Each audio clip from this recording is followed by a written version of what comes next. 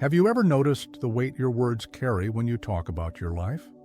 You may have never realized it, but every time you narrate your own story, even in the simplest, most intimate, most casual moments, you are activating an invisible code, a kind of energetic password that communicates directly with the subtle fabric of the universe. And this universe listens. Not only listens, it responds. It responds silently but precisely, because it doesn't interpret what you meant. It translates what you emitted. Carl Pribram, a neuroscientist who dedicated his life to decoding the mysteries between mind and reality, stated that the human brain doesn't function like a recording device, but rather like a holographic processor. That means the reality you experience isn't simply received, it's projected. It's constructed from interference patterns, like a hologram. And what interferes with that pattern? Your words, your emotions, your habitual narrative. Every time you speak about yourself, you are participating in the construction of the hologram that surrounds you. You're not merely describing life, you are shaping it, folding it inward, like light bending in a quantum mirror. And this is not a metaphor. This is vibration. This is spiritual neuroscience. Joe Dispenza explains that our thoughts emit electrical signatures, our emotions, magnetic ones. Together they form an electromagnetic field that surrounds the body. And this field is not passive. It is active, constantly sending signals into the universe and attracting experiences that resonate with it. In other words, what you say about your life, what you repeat, reinforce, and casually mention as if it were a simple observation, is actually tuning your frequency. It's imprinting your biology, your neurons, your energy field. That's why it's not about thinking positive. That would be far too superficial. It's about recognizing that when you constantly verbalize your traumas, your defeats, your fears, or limitations, you're not just venting. You are reactivating neural circuits. You're feeding emotional pathways. You're telling the universe, this is what I claim as mine. And the universe, it obeys. It doesn't question. It mirrors. And maybe now you're beginning to understand why certain patterns keep returning, why some wounds never dissolve, why even after so much searching, something still seems to repeat itself. It's because deep down, silently, you're still telling the same story. And that story holds the power to keep past images alive, as if they were an unavoidable part of your present. That's why language isn't just communication. It is creation. It is frequency. It is energetic choice. When you speak about your life, you are tuning into a reality. You're choosing, even unconsciously, what you want to perpetuate. You are emitting a vibration that will be translated into experiences. You are ultimately telling the universe what it should do with you. And it does, with precision, with obedience, with coherence. Because in the hologram of consciousness, every word has weight. Every sentence holds power. Every narrative is an act of vibrational coding. And that's why today, maybe you just need to stop, take a deep breath, and ask yourself with honesty, what reality am I building every time I speak about my own life? There are words we say so often with such casual certainty that we stop noticing their weight. We think we're just telling the truth. We think we're just being honest. But sometimes what we call honesty is actually a verdict, a life sentence we've been repeating for years. My life is difficult. Nothing ever works out for me. I've always been like this. You say it like it's harmless. You say it like it's just part of your story. But your story is the signal. Your story is what your field vibrates. The universe, this vast, intelligent mirror that surrounds you, does not respond to your fleeting wishes or rare moments of clarity. It responds to what you consistently affirm, to what you speak with emotional weight, to the phrases you've turned into personal mantras of limitation. These sentences are not neutral. They are codes, instructions, vibrational blueprints. And every time you repeat them, even in passing, even in jest, you reinforce their structure in your energy field. We've been conditioned to believe that expression is harmless, that complaining is therapeutic, that self-deprecation is just part of being real. But what if every word you speak about your life is not just a description, but a prescription? What if the universe is not ignoring your suffering? It's simply reflecting the consistency of your signal. And that's the invisible error, not the pain itself, not the struggle you've been through, but the unexamined habit of narrating your existence as if your past is your definition, as if your difficulty is your destiny, as if you're telling the universe again and again, "This is who I am, this is what I deserve, this is what I expect." The truth is, you're not just living a story, you're transmitting it, broadcasting it. You are the frequency, the narrator, and the channel, all at once. And the field around you, like a finely tuned receiver, organizes itself to match that signal. So maybe the deeper question isn't whether life is difficult, but whether the version of life you keep repeating is the one you truly want to live. Because while your story might feel familiar, safe, and justified, it might also be the very thing keeping you from changing the station. There's a kind of remembering that doesn't heal, it doesn't bring peace, it doesn't offer perspective. It only tightens the knot.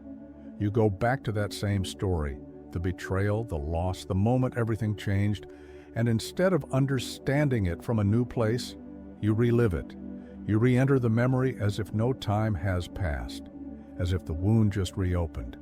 But your mind doesn't know the difference between memory and presence, between what was and what's being imagined again. When you recall a painful past with emotional intensity, your brain fires the same neurons. Your body releases the same chemicals. And in that moment, you're not just remembering, you're re-experiencing, you're re-anchoring your frequency to that version of reality. This is not about forgetting. This is not about erasing your story. It's about where you live emotionally while you speak it. Painful nostalgia can become an energetic loop, a quiet addiction to a version of yourself that no longer exists, but still defines you. And if you keep going back there again and again, your vibration stays there too. It's like molding clay with the same movements over and over. The shape becomes fixed, the image gets reinforced, and the universe, this mirror made of light and code, keeps offering you reflections that match that imprint. The tragedy isn't the past. It's the way the past keeps borrowing the voice of your present. How the old pain sneaks into your words, into your tone, into your identity. How it disguises itself as truth when in fact it's just repetition. So when you speak about what happened, ask gently, are you seeking meaning or simply reinforcing the memory as your emotional home? Because the more you inhabit a version of your past, the more you build your now with its bricks. And the more you speak from that place, the more you tune your life to the same song, again and again, without even knowing you've pressed play. There's a particular kind of honesty that doesn't liberate. It binds. It comes cloaked in sincerity, dressed in raw emotion, spoken as if it were courage. I'm just being real. This is my truth. But underneath it carries something heavier, the subtle weight of a wound that was never allowed to close. The voice of a self that hasn't yet remembered who it is without the pain. And so this truth, repeated, revisited, reinforced, becomes not a doorway, but a prison, a narrative that feeds itself. I am like this because of what happened.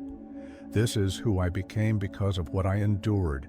It feels authentic. It feels justified. But slowly, silently, it becomes identity.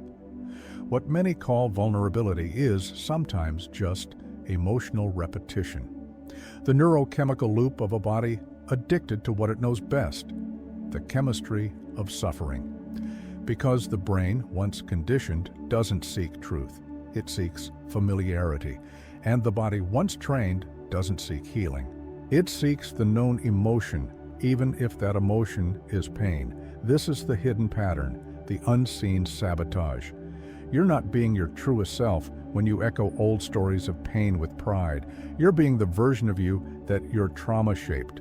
The conditioned self, the adapted self, the voice of survival, not of expansion, And the field around you, the universe itself, doesn't translate nuance. It doesn't hear, I'm healing. It hears, this is what I am. It doesn't sense your desire to transcend. It feels the frequency of what you consistently affirm, even if it's wrapped in grief or wrapped in strength. So the challenge is quiet but profound. Can you let go of being right about your pain long enough to become available to something beyond it? Can you be authentic without clinging to the story that once protected you, but now restrains you? Because true authenticity is not the voice of the wound. It's the voice that emerges when the wound no longer needs to speak for you. And the moment you realize this, the moment you feel it, not just understand it, your frequency begins to shift, not through force, but through liberation, through the choice to speak from a different center, one that doesn't need pain as proof of who you are. There's a subtle war happening inside many people, not between good and bad thoughts, but between the language they've inherited and the truth they long to embody. Most don't even realize how automatic their inner speech has become. I'm always anxious. I never get it right. I just can't attract what I want. These phrases don't sound dramatic when they're spoken. They sound familiar, casual, harmless, but they are not. Each sentence you speak about yourself, even silently, is not just a thought. It's a thread in the fabric of your vibrational field, and that field is not metaphor. It is memory, electricity, magnetism, emotion. It surrounds you. It informs reality around you. It tunes your experience like a frequency dial on a quantum radio. And here lies the power we forget we hold, the ability to rewrite. Not with force, not with hollow affirmations or artificial optimism, but with presence, with choice, with a shift in language that's emotionally believable, energetically aligned, and biologically safe. You begin not by trying to sound positive, but by noticing what you've been repeating without question. I always mess things up. Pause. Is that truth or just tired echo of old fear? I'm terrible with money. Pause again. Is that a reflection of your essence or just a scar someone else named? From this awareness, you move through 3 inner gates. First, perception. You catch the phrase in motion. You see the autopilot at work. Second, questioning. You gently ask, is this a memory speaking, or is it who I truly am? Third, transmutation. You reshape the sentence, not to deceive yourself, but to free yourself. I'm learning how to create safety in my relationship with money. I'm opening to a new way of experiencing calm. And as you do this, quietly, repeatedly, your field shifts, your chemistry responds, your emotional body reorganizes. Because words, when felt and believed, are instructions to the nervous system. You're not tricking yourself. You're recalibrating yourself. You're rewriting the signal you emit, not to deny your pain, but to stop using it as your primary language. And that change ripples, not just in your mind, but in your reality. Because the universe listens through frequency, and every new sentence is a key, a code, a new way of telling existence who you are ready to become. Imagine for a moment that your words are not just expressions, they are transmissions. Imagine your inner dialogue as a radio signal, constantly broadcasting to the quantum field around you, not once in a while, not only during meditation or intentional moments, but all the time, quietly, consistently, with every sentence you repeat about yourself, your life, your worth, your future. When you say, my life is difficult, you are not just observing, you are tuning. You are locking your energetic dial onto a specific frequency, the one where difficulty is the dominant broadcast. And once that signal is chosen, the field echoes it back, not as punishment, not as judgment, simply as resonance, simply as coherence. The universe doesn't decode your metaphors. It doesn't interpret your hopes between the lines. It reads your signal. It mirrors what you insist on transmitting. Because in this field, this living, vibrating web of consciousness, neutrality is not passive. It's active. It gives you back what you feed it. It multiplies what you stabilize. That's why words are more than sound. They are structure, vibration, architecture. They are the shape your energy takes when you name something, especially when you name yourself. Neville Goddard once said, "The spoken imagination is pure creation." He understood something most people still overlook. When you imagine something and speak it, not as a wish, but as a truth, you are collapsing waves of possibility into form. You are shaping light with language. And the more emotion you pour into those words, the stronger the imprint.